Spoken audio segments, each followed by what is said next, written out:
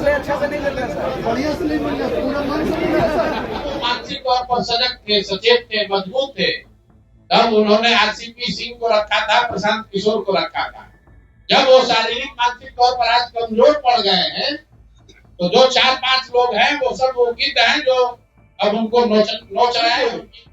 जब उनका पूरा सभी फैकल्टी का तो काम करता था, सबका सुनेंगे, वो सबका कहेंगे, लेकिन अंतिम निर्णय उनका होगा, लेकिन कभी फोन नहीं करेगा। अगर अच्छा हुआ नीतीश बाबू, गड़बड़ हुआ तो आरसीपी सिंह, प्रशांत किशोर, कोई और नाम है। नमस्कार, आप देख रहे हैं न्यूज 4 नेशन। में रंजीत कुमार। जन स्वराज पार्टी के सूत्रधार प्रशांत किशोर ने आज पूर्व आईपीएस और पूर्व इस्पात मंत्री रामचंद्र प्रसाद सिंह की पार्टी में एंट्री करवाई और उन्होंने जो कहा कि हम लोग नीतीश कुमार के साथ मिलकर के जो काम कर रहे थे और नीतीश कुमार इस समय 4-5 लोगों से घिरे हुए, उनकी मानसिक स्थिति ठीक नहीं है। मानसिक स्थिति को लेकर उन्होंने ये भी कहा कि उनके जो 5 और 4 मंत्री चला रहे हैं उनकी पार्टी को और आईएएस चला रहे हैं पूरा बिहार को। क्या कुछ कर रहे हैं प्रशांत किशोर माननीय नीतीश कुमार के बारे में, पहले उनकी बातों को सुनिए। साथियों का आपका हृदय से आभार, इतनी गर्मी में भी आप लोग इतनी बड़ी संख्या में आए हैं। मुझे कुछ साथियों ने कल बताया कि पत्रकार बंधु कह रहे हैं कि भैया कैंप में आप प्रेस कॉन्फ्रेंस करते हैं, हाँ गर्मी बहुत लगता है, तो भैया कभी कभी आप लोग भी गर्मी का मजा लीजिए, ताकि बिहार की जनता किस परिस्थिति में रह रही है उसका एहसास आपको पहले से भी है, थोड़ा थोड़ा उसका अनुभव हम लोग को साथ में भी मिल के करना चाहिए।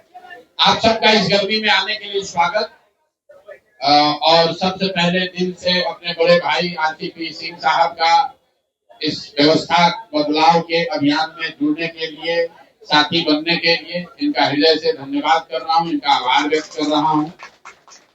अब आज से सबसे ज्यादा टीका टिप्पणी लोग करेंगे कि आरसीपी जी जन स्वराज में शामिल हुए, कि प्रशांत किशोर गए, कि कौन ऊपर था कौन नीचे था।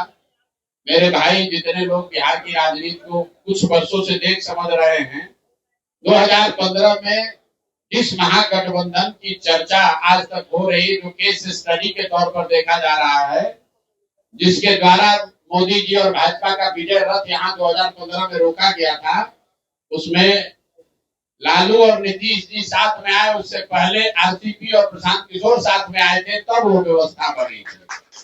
तो इसको मैं उसी संदर्भ में देखता हूँ। इनका लंबा प्रशासनिक और राजनीतिक अनुभव है। संगठन और समाज, बिहार के संगठन और समाज को समझने और उसके साथ काम करने का जो अनुभव है, बिहार में बहुत कम ऐसे लोग हैं जिनको इतना लंबा अनुभव है। प्रशासनिक अनुभव की तो मैं बात ही नहीं कर रहा हूँ। प्रशासनिक अनुभव के तौर पर तो आप जानते हैं, ये आईएएस अफसर रहे हैं, यूपी में लंबे समय तक काम किया है, नीतीश जी के साथ काम किया है, मुझे वो बताने की जरूरत नहीं है। लेकिन मैं जो देखता हूँ, मैं भी बिहार में हजारों नेताओं से, लोगों से मिला हूँ, मैं समझता हूँ कि बिहार के समाज के विभिन्न वर्गों की, बिहार की समस्याओं की और बिहार के राजनीतिक संगठन की, चाहे वो जदयू हो, भाजपा हो, किसी भी दल की, तो जितनी समझ आरसीपी साहब को है, वो बहुत कम लोग उस समझ को रखते हैं।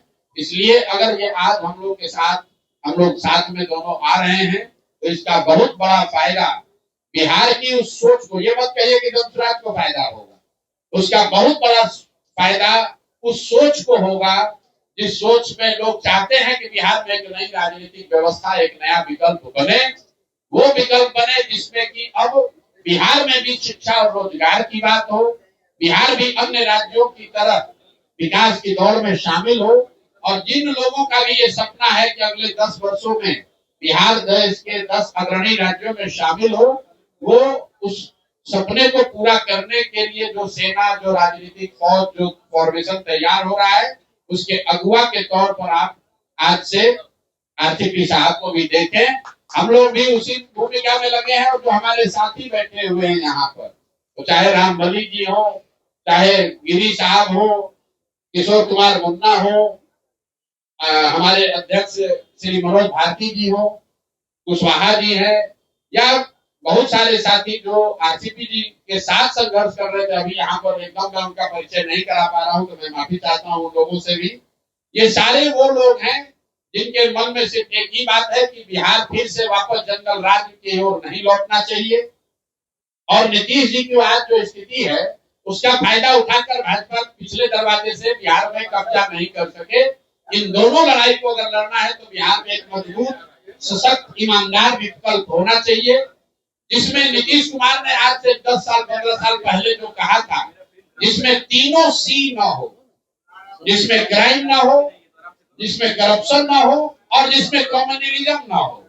ये बात कभी किसी जमाने में नीतीश कुमार जी ने हम लोगों को बताया कि प्रशांत जी, आरसीपी बाबू, आप लोग ऐसा दल बनाइए, जदयू का इतना विस्तार कीजिए कि जो मेरा मूल सोच है कि बिहार में वो दल बने जिसमें क्राइम, करप्शन और कम्युनलिज्म तीनों की जगह ना हो। वही सोच, उसी प्रयास को हम लोग आगे बढ़ाएंगे।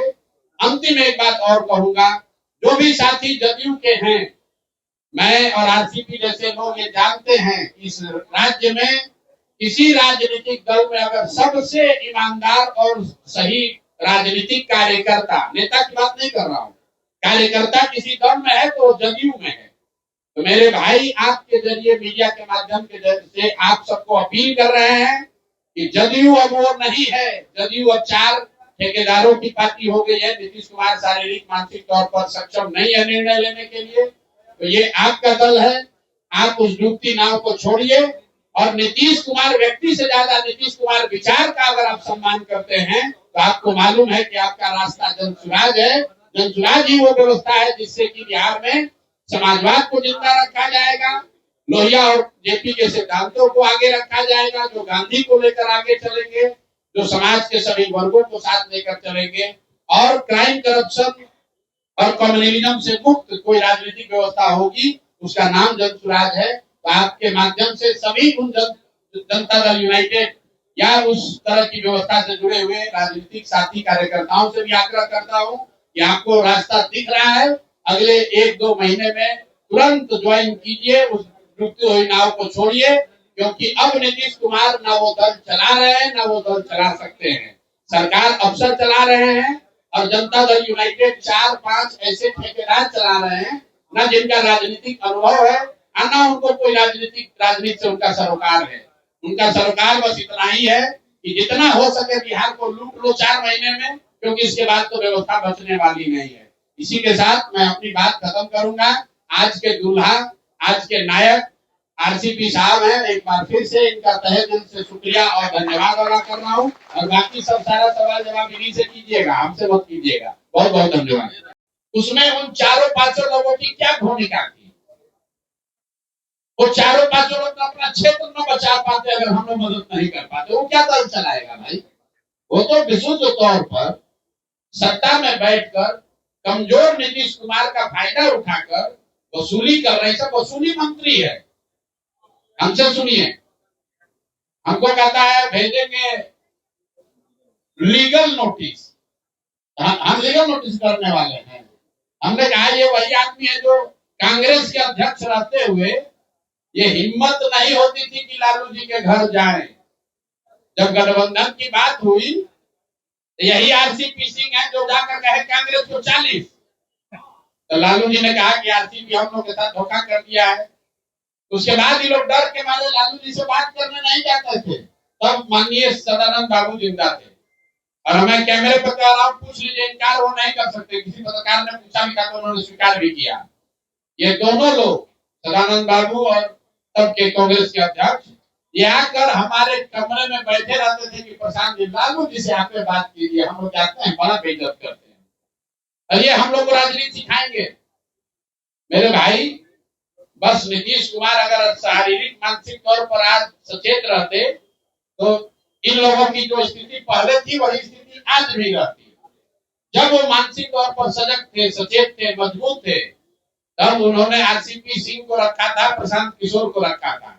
जब वो शारीरिक मानसिक तौर पर आज कमजोर पड़ गए हैं तो जो 4-5 लोग हैं वो सब वो गिद्ध हैं जो अब उनको नोच रहे हैं। उनकी गरिमा, उनका लेगेसी, जो कुछ भी नीतीश कुमार के बारे में बिहार के इतिहास में लिखा जाता अच्छा, वो आज गलत लिखा जाएगा।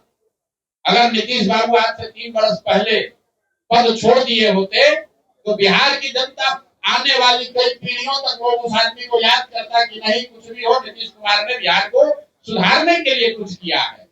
लेकिन आज जब उनका पद छूटेगा तो लोग ये लिखेंगे कि ये वही नीतीश कुमार है जहां अधिकारियों का जंगल राज हो गया। ये वही नीतीश कुमार है जहां लोगों ने सबसे भ्रष्ट सरकार देखी। ये वही नीतीश कुमार है जहां 4 लोगों ने टिकट बेचा। इसमें कौन है जो कार्यकर्ता को जानता है? अभी आप लोग जाइएगा इस प्रेस कॉन्फ्रेंस के बाद, जो नीतीश कुमार का 4 सबसे बड़ा राजनीतिक सिपह सलार अभी बना हुआ है, उसे पूछिएगा कि जदयू का जितना जिला अध्यक्ष है उसका खाली अध्यक्ष का नाम बता दो बिना कागज देखे। देखिए आरसी बाबू हंस रहे हैं। अरे सब तो कार्यकर्ता का छोड़िए, अध्यक्ष का नाम नहीं जानता है। नीतीश जी का बना लोगों ने मेहनत किया है, वे बैठ के मलाई मार रहे हैं। बहुत बहुत धन्यवाद प्रशांत जी। और आज यहाँ मौके पर पार्टी के अध्यक्ष आदरणीय मनोज भारती जी संचालन कर रहे हैं, हमारे किशोर मुन्ना जी, और हमारे बगल में बैठे हुए हैं बिहार के नामी गिरामी पटना हाईकोर्ट के सम्मानित वकील हमारे वाईवी गिरी साहब, जन स्वराज के सभी सम्मानित पदाधिकारीगण हमारे साथ। आप सबकी आवाज पार्टी के बहुत सारे हमारे यहाँ पदाधिकारी आए हुए हैं और मीडिया के सभी साथी। सबसे पहले तो मैं प्रशांत जी को बहुत बहुत धन्यवाद देना चाहता हूँ कि आज हम तो पिछले सप्ताह भी नहीं सोचे थे कि 18 तारीख को रविवार के दिन आप सबकी आवाज पार्टी का विलय हम लोग जन स्वराज में करेंगे। देखिए, मैं तो इन सब चीजों में विश्वास करता हूँ, और आज रविवार का दिन है। हम लोग सूर्य के उपासक हैं, बिहार में छठ की पूजा सब करते हैं। आज सूर्य भगवान का दिन है, बहुत ही हमारे लिए ये तो महत संयोग है। और न मैंने कभी सोचा था, न मेरे किसी साथी ने सोचा था इतना शीघ्र ये होने वाला है, लेकिन ये हो गया। हम लोगों का ये जो प्रयास हुआ है, देखिए मैं इस बात को मानता हूं कि कहीं न कहीं से आशीर्वाद रहता है तभी ये सब हो पाता है। तो सबसे पहले तो जितने भी हमारे यहाँ नेता हैं जन स्वराज के, उनके प्रति भी मैं आभार प्रकट करना चाहता हूँ। और आप लोग भी 2 वर्षों से ज्यादा समय से पूरे बिहार का दौरा, कोई इलाका नहीं है जहां आप नहीं गए, पैदल गए। मैं भी समझिए कि बहुत वर्षों से पैदल तो नहीं, लेकिन बिहार के हर एक कोने को छाना है। और हम प्रशांत जी अभी बैठे हुए हैं, अभी चर्चा हम लोग कर रहे थे 10 साल पूर्व 2015 में हम लोग इसकी चर्चाएं कर रहे थे। महागठबंधन की जो सरकार थी, किस प्रकार से मेहनत किया गया था और कामयाबी हासिल हुई थी, आप भी जानते हैं, हम लोग भी समझते हैं कि सबकी अपनी अपनी एक खासियत है। और बिहार में भी क्या है, सब लोग बोलता है कि साहब 2 बहुत मजबूत संगठन है, एनडीए है, इंडिया है। हमने कहा कि एनडीए में भी हम लोग काम किए हैं, इंडिया में भी काम किए हैं, और हम दोनों तो इन लोगों ने मजदूरी की है। और अपनी पहली बार जब अपना घर हम लोग बना रहे हैं, तो भाई ये तो मजदूरी नहीं, ये तो अपने लिए हम लोग करेंगे। और हमारा घर क्या है? हमारा घर ये सुंदर बिहार, खुशहाल बिहार है। और इसके लिए आप देखिए, जहां भी आप देखते हैं, जहां मैं सुनता हूं प्रधानमंत्री जी को बहुत कस करके कहते हैं कि 2047 में विकसित भारत बनाना, बिहार के बारे में चर्चा नहीं होती। बिहार में कहीं आप लिखा रहेगा विकसित बिहार, लेकिन जितने भी पैमाने हैं, जितने भी मानक, अगर देखिएगा बहुत बहुत पीछे। मैं एक बार नहीं, मैं कई बार मीडिया साथियों के सामने कर रहा हूँ, मैं रिपीटिंग करने के बावजूद भी मैं कर रहा हूँ। क्या देखिए किसी भी प्रदेश के प्रति व्यक्ति आए, भाई भारतवर्ष में करीब करीब 2 लाख रुपया है, बिहार में आज भी 60,000 नहीं पार करता है। और 2047 में जब राष्ट्रीय आय 15-16 लाख हो जाएगी, तो अगर यही स्पीड रहा तो बिहार उस समय में 3-4 लाख पर रहेगा। तो जरूरी किस बात की, इसकी चर्चा प्रशांत जी कर रहे हैं कि भाई वो बिहार, यहाँ क्या होता है, सब लोग को डिमोरलाइज किया जाता है, बिहार में कुछ नहीं है। क्या बोलते थे कि यहाँ बालू है, फिर एक नाम ले लेते, मैं नाम नहीं लूंगा, और फिर कहते थे आलू। मतलब कहीं यहाँ कोई खनिज संपदा है ही नहीं। मैं तो पूरी जिम्मेवारी के साथ एक बार नहीं, मैं दर्जनों बार कहा हूं, क्योंकि मैं साल भर ही रहा हूं केंद्र में इस्पात मंत्री, नेशनल मिनरल डेवलपमेंट कॉर्पोरेशन उसके अंदर है। जब मेरे सामने प्रेजेंटेशन हुआ था प्रशांत जी, मैं तो बिल्कुल उछल गया कि आज जिस रेयर अर्थ की बात कर रहे हैं, चाइना सबसे बड़ा प्रोड्यूसर है उसका, बिहार में आपका नवादा से लेकर करके आप चले चलिए भागलपुर तक पूरा का पूरा दूध भंडार है सोना का। कहीं आज भारत में खुदाई नहीं हो रही है, बिहार में एक जगह नहीं दो जगह सोना का कूद भंडार है, टंगस्टन का कूद भंडार है, बहुत सारी चीजें। और आप कहिएगा कि या तो आप तो रहे नीतीश बाबू के साथ, तो काहे ने उनको बताए थे? मैंने 4 घंटे मैंने उनको बताया ये है, और लोगों को बताया जाए बिहार में क्या बता रहे, झारखंड बट गया तो सब तो खनिज वहां चलाएगा, बिहार में क्या कर पाइएगा? तो बिहार में हमारे पास खनिज भी है, हमारे पास मानव संसाधन है, हमारे पास आज तो टेक्नोलॉजी कहीं से आती है। सिर्फ कमी किसकी है? फाइनेंस की। तो किसी भी प्रदेश में जो इन्वेस्टमेंट आता है उनका घर का होता है, जितने फाइनेंशियल इंस्टीट्यूशन उसके होते हैं, लेकिन बिहार में कभी चर्चा होती है क्या? आज भी देखिए सेमी कंडक्टर्स के यूनिट लगे हैं देश में, पहले बिहार चूक गया, हमारा कोयला था, अब कारखाना का अपने लगा दिया, आज सेमी कंडक्टर आईटी का भी लग रहा है, तो बिहार कहीं नहीं है साहब। कभी बिहार के किसी भी नेता को हमने कहा था मुख्यमंत्री को चिट्ठी लिखिया प्रधानमंत्री जी को, तो भाई आपके गुजरात में 2 और 5 बना लीजिए, हमको चिंता नहीं है, लेकिन बिहार में 13.5 करोड़ की आबादी है, यहाँ सेमी कंडक्टर नहीं लगी। हमारे आईटी के बच्चे आप ही कहां जाकर जाएंगे? का मतलब क्या होता है? व्यवस्था का मतलब होता है कि जितने तरह के आपके कानून बने हुए हैं, जितने तरह के आपके नियम बने हुए हैं, उसमें बदलाव आते रहना चाहिए। कोई व्यवस्था परिवर्तन का मतलब कोई तो होता है ना, जो जिसको हम लोग कहते हैं जब कोई रिवोल्यूशन होता है, या आपने सत्ता का सिर्फ जो है उसको परिवर्तन कर दिया, होता है गुड गवर्नेंस। और अगर गवर्नेंस का क्या होता है कि जो भी आपकी पॉलिसी है, चाहे वो सर्विसेज की चीज हो, कोई सुविधा देने की बात हो, किसी चीज की बात हो, हैसल फ्री जिनके लिए है वो मिले। अब आप कहिएगा, आज मैं बता दूं, मुख्यमंत्री जी कहते हैं कि हमारा कार्यक्रम है सरकार आपके द्वार, और चले जाइए, कौन सा काम सरकार किसी भी घर में जाकर कर रही है? और मैंने एक बार नहीं, मैंने आपको एक उदाहरण देता हूं, तब आपको और स्पष्ट हो। हमारे विद्यार्थी है, उनको आय प्रमाण पत्र चाहिए, उनको जाति प्रमाण पत्र चाहिए, उनको निवास प्रमाण पत्र चाहिए। जब पूछिएगा मुख्यमंत्री से कहेंगे सब ऑनलाइन कर दिए हैं। जब वो लड़का अप्लाई करता है तो पता चला उनका सर्वर डाउन, और ऑफलाइन बिना पैसा दिए कहीं नहीं मिलता है, इंक्लूडिंग उनके हर 9 ब्लॉक। मैंने कहा था, अब आप कहिएगा आप क्या करिएगा? व्यवस्था में एक उदाहरण के साथ बताऊं, मैं बार बार बोलता रहा हूं कि जब इलेक्शन कमीशन प्रत्येक नागरिक को इलेक्शन अपना वोटिंग कार्ड दे सकता है, तो भाई हम क्यों नहीं बिहार के सभी लोगों को, हमारे पास सभी इंफ्रास्ट्रक्चर है, लोग हैं, उनके घर पर प्रति वर्ष 31 मार्च के पहले ये जो प्रमाण पत्र है पहुंचा दिया जाए, या उनका अधिकार है। आप कितना पैसा लगता है?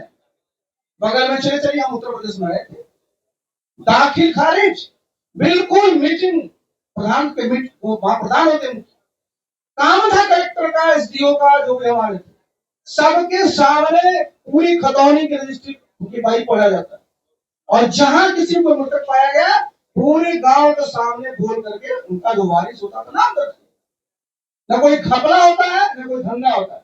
यहाँ पता चला कि साहब यहाँ जाइएगा, जिस अंचल को कोई पूछता नहीं था, मैं मजाक में प्रशांत को कह रहा था, ये अंचल एक जमाने में ड्राई पोस्टिंग थी और ब्लॉक था जो वेट पोस्टिंग था, उल्टा हो गया। तो ये देखिए, आप कोई छोटी छोटी चीजों को करेंगे परिवर्तन दिखेगा, और वही सुशासन।